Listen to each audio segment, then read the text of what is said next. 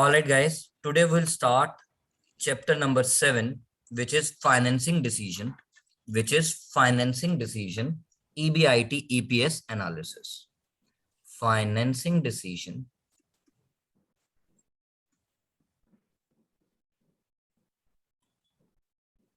EBIT, EPS analysis.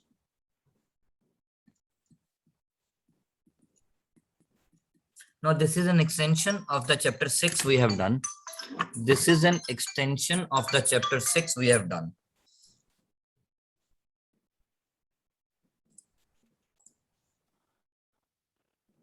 All right, so we were talking about it is an extension of the chapter EBIT, EPS analysis. उस chapter में आप लोगों ने देखा we did operating leverage, financial leverage, then मैंने कुछ extra formulas लिखवाए थे जिसका कोई यूज नहीं आया था बेटा अभी तक। मैंने आपको कुछ एक्स्ट्रा फॉर्मूलाज लिखवाए थे जिसका कोई यूज नहीं आया था। Before we go further and start this chapter, क्योंकि it is the mix and match of the previous chapter, right to formulas और पॉइंट टू रिमेंबर की फॉर्म में सम।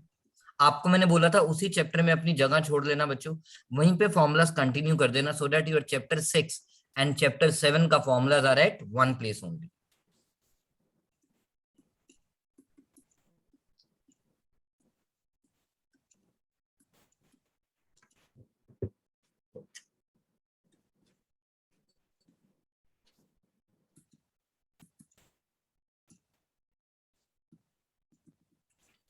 नंबर 1,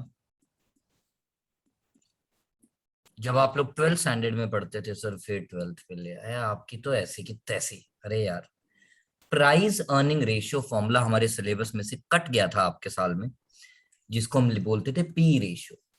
बट आपके प्रोजेक्ट में जो लोग यूज करते थे उनको एट टाइम्स यूज करना पड़ता था। बड़ा आसान फॉर्मूला है। पहला वर्ड क्या है? प्राइस, तो ऊपर आ जाएगा प्राइस किसका? शेयर का। कौन सा प्राइस? Market price. तो मैंने तो ऐसे याद किया है। अर्निंग्स इज, अर्निंग किस पे? प्राइस पे। किसकी? शेयर की। सो हमारा price earning ratio formula is market price per share upon earning per share becomes my price earning ratio. That becomes the formula. So MPS stands for market price per share, and EPS stands for, everybody knows, earning per share.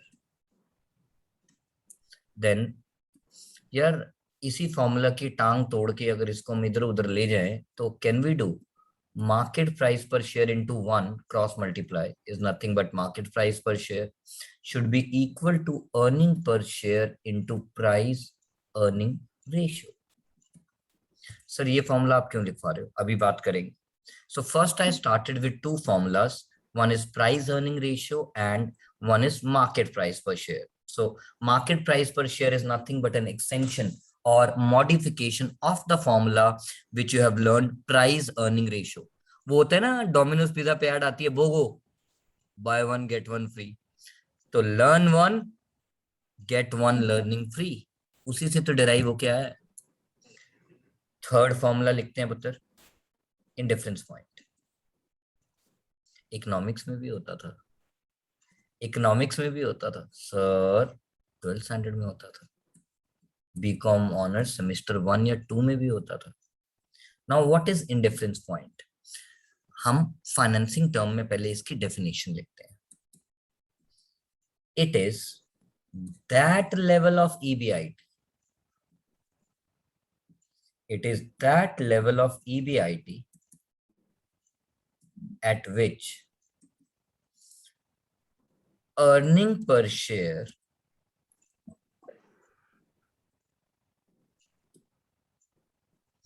under two different financial plans.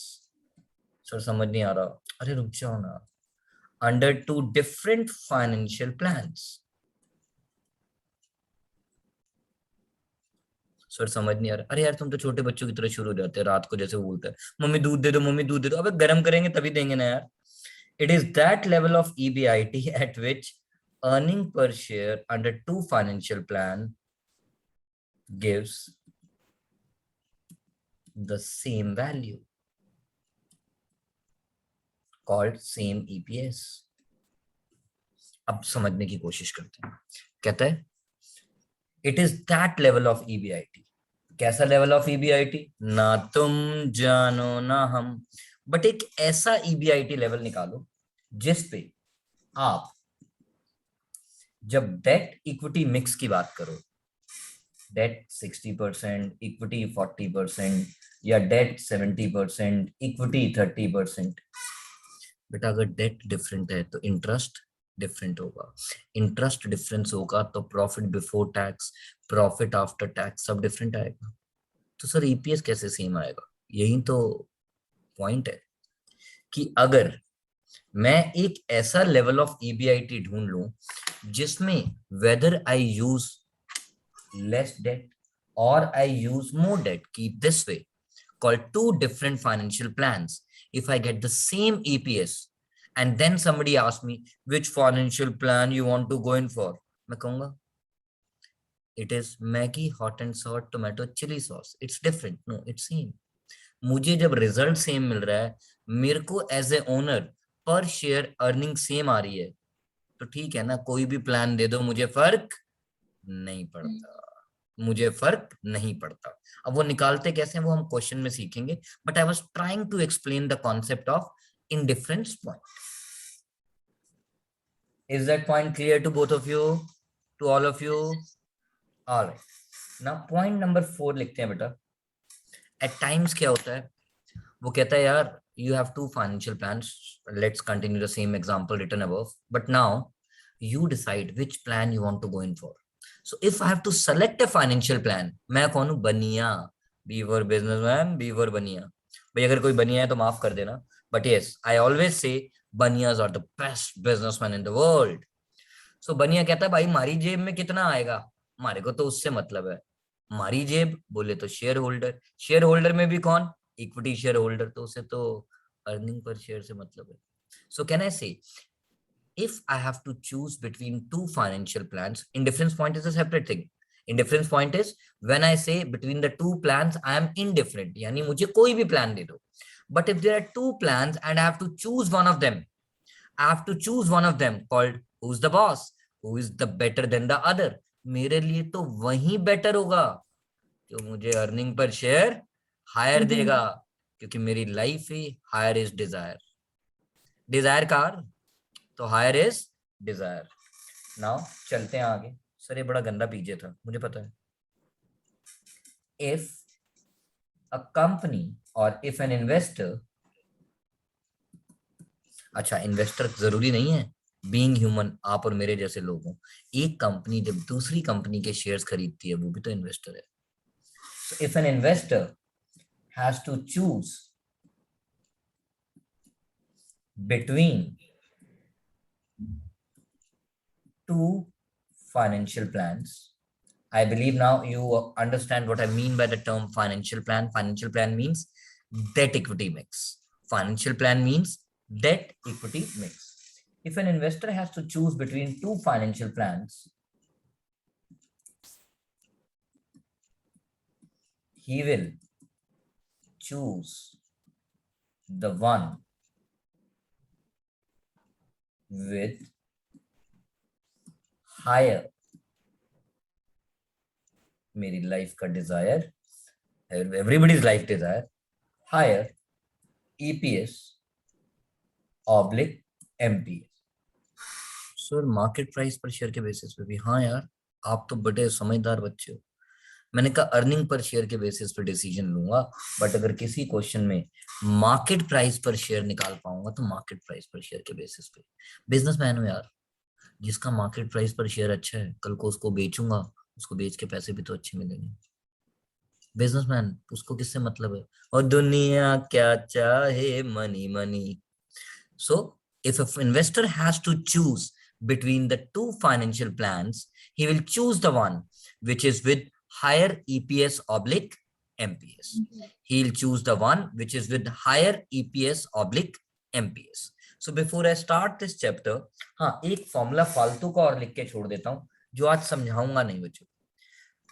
अगर कोई teacher मेरे जैसा खड़ूस, बुढ़ा, बोले तो बदतमीज और बोले तो बड़ा ही बेकार टाइप का टीचर है, वो गंदा पेपर बनाए, तो वो इस फॉर्मूला को किसी और चैप्टर का यूज करा सकता है। मैंने आपको वो चैप्टर अभी पढ़ाया नहीं है, बस फॉर्मूला आज लिखवा के छोड़ दिया, ताकि मैं तब जब बताऊंगा तो आप उसे लिंक कर सको। आप पूछना मत सर ये क्या होता है क्या नहीं होता, बस चुपचाप लिख लेना। कॉस्ट ऑफ इक्विटी ब्रैकेट में k is equal to 1 upon price earning ratio. Sir आपने ये फॉर्मूला क्यों लिखवाया? तो one of my child knows, you all knows कि सर कॉस्ट ऑफ इक्विटी को नीचे ले जाएंगे और प्राइस अर्निंग रेशियो को ऊपर ले आएंगे। तो to calculate price earning ratio, एक फॉर्मूला तो ये था,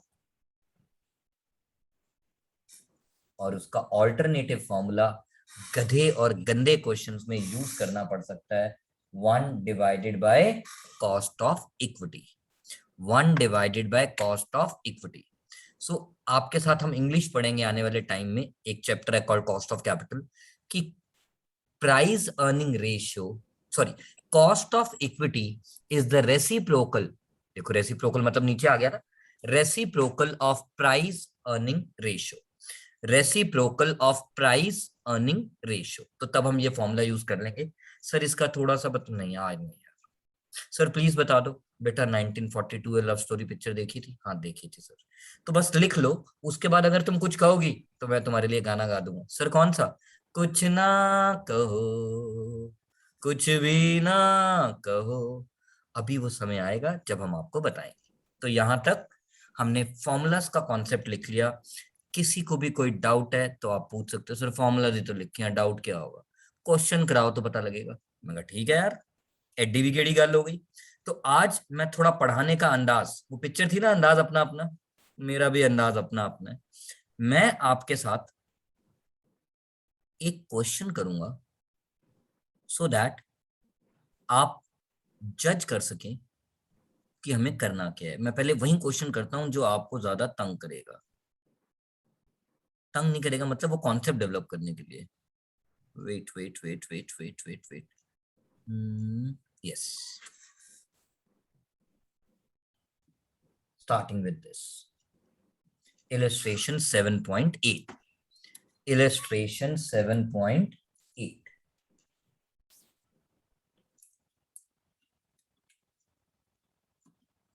Now my turn. Question says,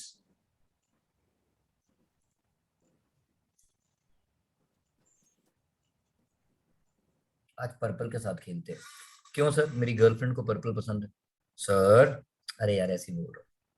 find the indifference level of EBIT given the tax rate is 30%। Tax rate आ गया। अब सबसे पहले आप बच्चा पार्टी अपनी कॉपी खोल सकते हैं, मैंने आपके साथ ही अपना नोट शेयर कर दिया। Indifference point is that level of EBIT at which earning per share under two financial plan gives the same value. ठीक है जी। Now one by one. Earning per share under two financial plans, यानी financial plan 1 EPS should be equal to financial plan 2 EPS. कोई doubt? अरे बोलो बोलो, कुछ तो बोलो। क्लियर है। क्लियर है? अच्छा क्लियर है तो आजा खेलूं मैं आपके साथ क्लिनिक ऑल क्लियर। EPS का फॉर्मूला बताना जरा शानी, ओ शानी। सर याद नहीं है, कॉपी खोल ले यार, सर ने कभी मना किया कॉपी खोलने को? नहीं सर आपने कभी भी मना नहीं किया, बट सर ने एक बात जरूर बोली है कि फॉर्मूला जितनी बारी क्वेश्चन करो उतनी बारी लिखते जाओ, क्योंकि रोटोमक पेन की एड कहती है लिखते लिखते, अरे बोलो यार, लव हो जाए। ये वाला भी है। बिल्कुल है, बट मैंने तो ये वाला लिखा। सर क्यों लिखा? अभी बताता हूं। सर आपने तो हमें एक फॉर्मूला वो भी बताया था कि ईटिश, ईटिश सारे बच्चों को ईटिश की आदत पड़ गई, बट बुक्स क्या बोलती है? EAESH is nothing but profit after interest tax and preference dividend. ठीक है, सो ईटिश का बेटा दूसरा नाम होता है interest, profit after interest tax and preference dividend.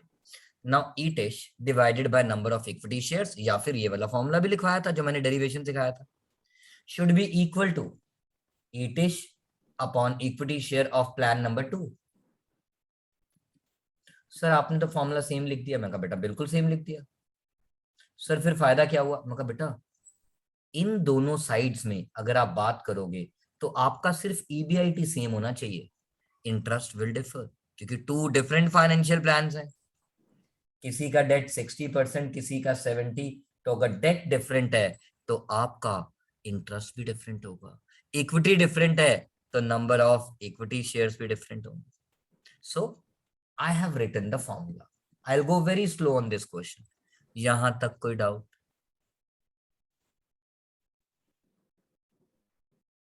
कोई सर शक? Sir yes. सर हम इसको ऐसे क्यों लिखते हैं? हम जैसे वो स्टेटमेंट बना के वो निकाले वैसे क्यों नहीं लिखते? ईटिश और मैं बताता हूँ बच्चों, क्योंकि मेरे को यहाँ इक्वेट करना है, और इक्वेट के लिए इक्वेशन बनाना जरूरी होता है पुत्र। उसको अगर मैं दो स्टेटमेंट लिख के करूंगा तो मैं उसको इक्वेट कैसे करूंगा? तो अल्टीमेटली तो मुझे उसको इस इक्वेशन फॉर्म में लाना पड़ेगा। इसीलिए तो आप याद करो, जब मैंने पहले स्टेटमेंट फॉर्म से अर्निंग पर शेयर निकलवाया था पिछले चैप्टर में, और साथ के साथ ये भी बताया था कि यार इस स्टेटमेंट को मैं इस फॉर्मूला की फॉर्म में भी जॉट डाउन कर सकता हूं।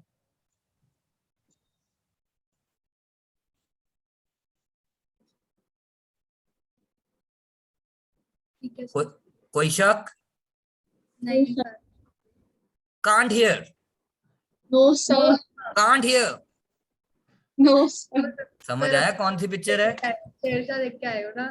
अरे नहीं बाबा, भुज पिक्चर में है ये। हाँ यस सर, गुड। मैंने वो उसका ट्रेलर देखा था। तो मेरी आदत है बच्चों, मैं पिक्चर्स अगर देखूं ना देख पाऊं तो ट्रेलर जरूर देखता हूं, क्योंकि वो पिक्चर्स को मुझे क्लास में इंट्रोड्यूस करना थोड़ा अच्छा लगता है। कभी गाने, कभी पिक्चर। तो this is how I move. So यहां तक कोई शक नहीं, कोई शक नहीं सर। अब बस क्या कहते हैं, जिया बेकरार है, मुझे इंतजार है किसका? क्वेश्चन के फाइनेंशियल प्लान्स का। हाँ, before I go further, x, क्योंकि हमें ईबीआईटी तो पता ही नहीं है, वहीं तो निकालना है। सो दोनों तरफ यहां भी क्या लिखा जाएगा? एक्स, और यहां भी क्या लिखा जाएगा? X. Y? Because I want the same x. यार एक्स चेंज नहीं होना चाहिए ना लाइफ में। I want the same x, so that उससे मेरे टू डिफरेंट फाइनेंशियल प्लान्स का अर्निंग पर शेयर सेम आ जाए। आप देखो, मैंने क्वेश्चन पढ़ा भी नहीं, मैंने उसकी रिक्वायरमेंट पढ़ के मुझे जो समझ आया मैंने पहले वो लिख दिया। अब आ जाओ आगे। I will read. A new project under consideration requires a capital outlay of 300 lakhs, for which funds can be raised by either by issue of equity shares of 100 each. Either by issue of equity shares, plan 1, equity shares of 100 each, yani 300 lakh divided by 100, yani how many shares you have to issue? 3 lakhs. ये तो सबको समझ आता है। Total equity share value divided by face value per share will give you number of equity shares. So equity चाहिए rupees term में 300 lakhs, और numbers में आ गए वो 3 लाख, क्योंकि one share face value is 100। और by issue of the value of rupees 200 lakh equity shares, it means first वाले में डेट है ही नहीं। सर आपको कैसे पता? क्योंकि मुझे टोटल कितना चाहिए था? 300, और मैंने पूरे का पूरा किस में यूज कर लिया? Equity.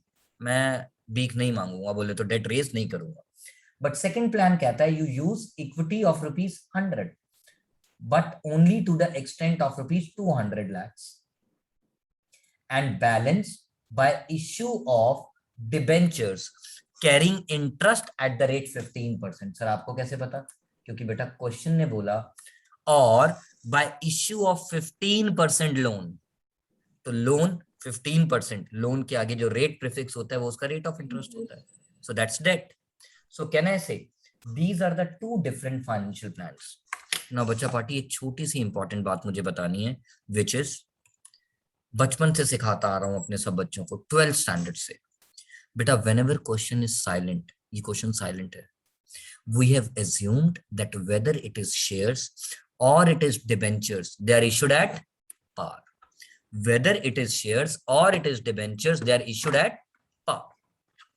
Now that is why हमने divide 100 से किया है, क्योंकि 100 का अगर 110 में इश्यू होगा तो डिवाइडेड बाय 110 करना पड़ेगा। सर नहीं समझ आया, क्वेश्चन आएगा और डिटेल में बता दूंगा, बट अभी देवर इश्यूड एट पार, तो हमने 100 से डिवाइड करके नंबर ऑफ इक्विटी शेयर्स निकाल लिए, क्वेश्चन खत्म। एक्स माइनस फर्स्ट प्लान में डेट अगर 0 है तो इंटरेस्ट भी 0। टैक्स रेट कितना था गाइस? सर 30%।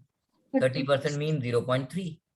क्वेश्चन में प्रेफरेंस शेयर कैपिटल की बात नहीं हुई।